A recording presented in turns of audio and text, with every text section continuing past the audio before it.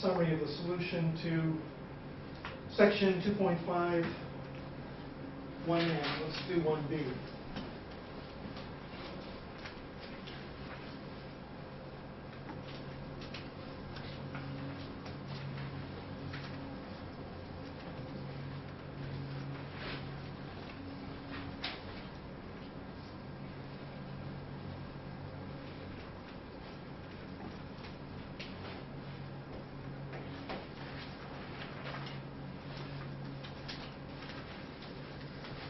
We have a map alpha from G to G cross G, given by alpha of G is the ordered pair G, G.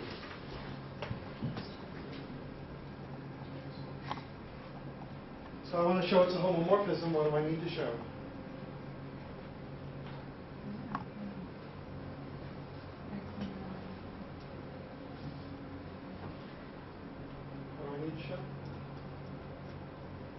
Homomorphism.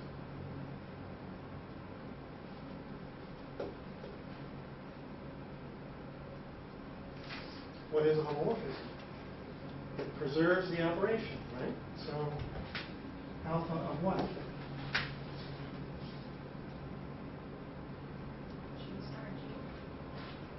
Not itself, right? Two different elements. Yeah. We'll call them G1 and G2. Star G2. I need to show that that's actually the star of, I need to show, right, that that's the same as alpha of G1 star alpha of G2. That's what I need to show. What is alpha of G1 star G2? By definition.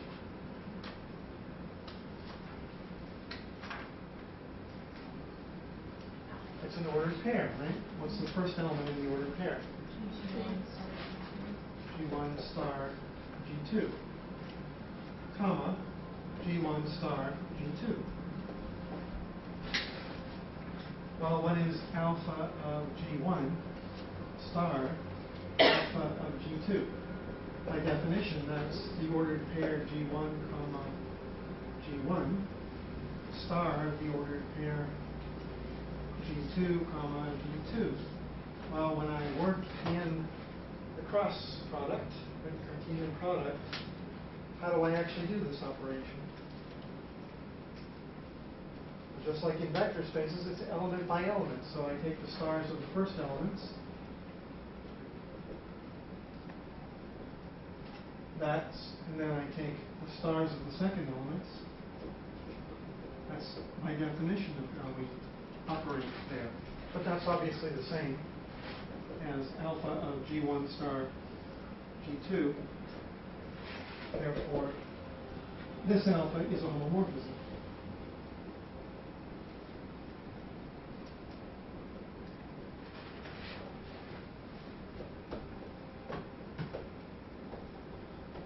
Is it onto?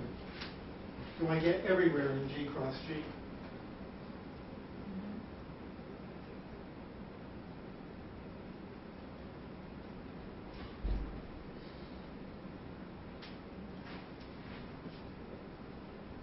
Suppose G is not equal to H in G, two different elements.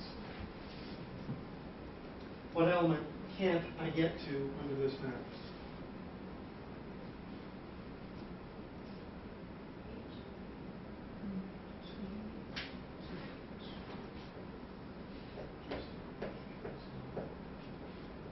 Ordered pair, right? Is not in alpha of G.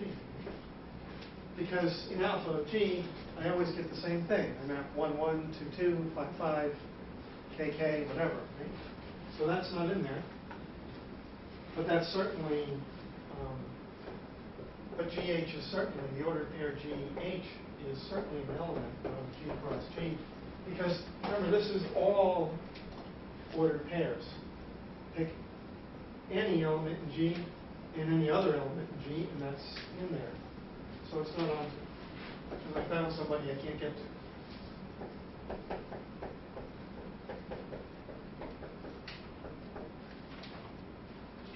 Is it one-to-one?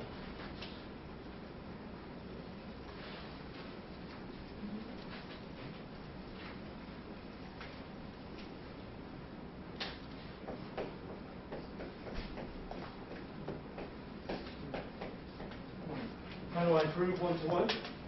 Assume what? Assume that alpha of G is equal to alpha of H, right? And what do I want to show? G must be H. But what is alpha of G?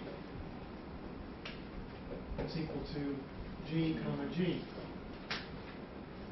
And that must be alpha of H, which is H comma H.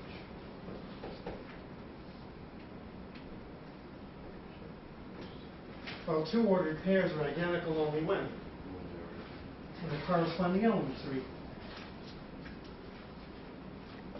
That's only true if G equals H, therefore alpha is one-to-one.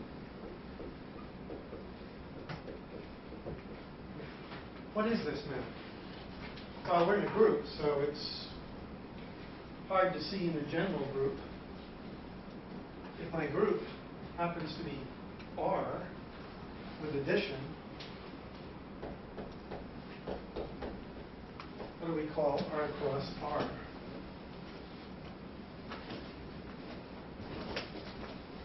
It's a set of all ordered pairs of elements. That's the plane, right? And where do I map from? I map elements on the real line to the line at 45 degrees. 2 maps to the point 2, 2. 7 maps to the point 7, 7, 7. So that's an important kind of map. Okay, why do we care about one-to-one onto homomorphisms? That's the last definition of the day. Very, very important one.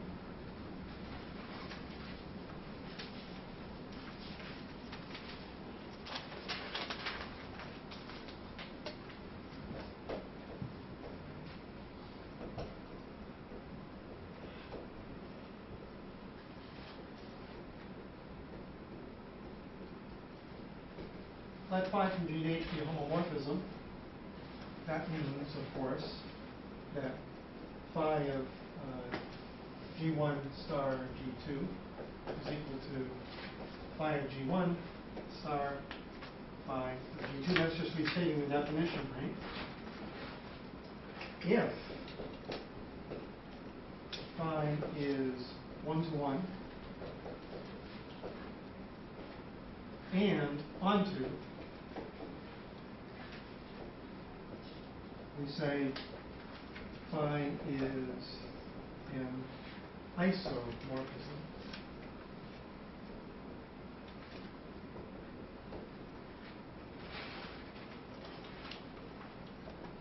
And we say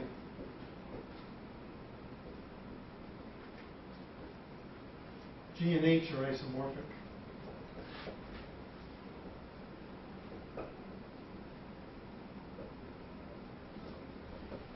Meaning roughly the same form. That is, two groups that are isomorphic are really the same group, except for labeling of the elements.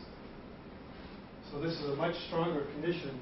It's a homomorphism if it preserves the operation, but it happens to be a map that's also one-to-one and onto, which means a bijection, which means an invertible map.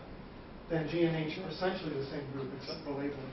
Because I'm establishing a one-to-one correspondence between elements in this group and elements in that group, where the operations are the same also. Everything goes to everything, right? So, and there's no collapsing because it's one-to-one.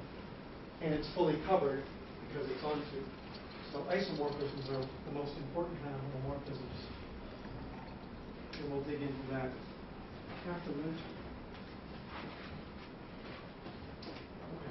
Okay. So your homework is simple. I'm going to email out very soon a practice midterm exam, and your homework is to do all the problems on midterm practice.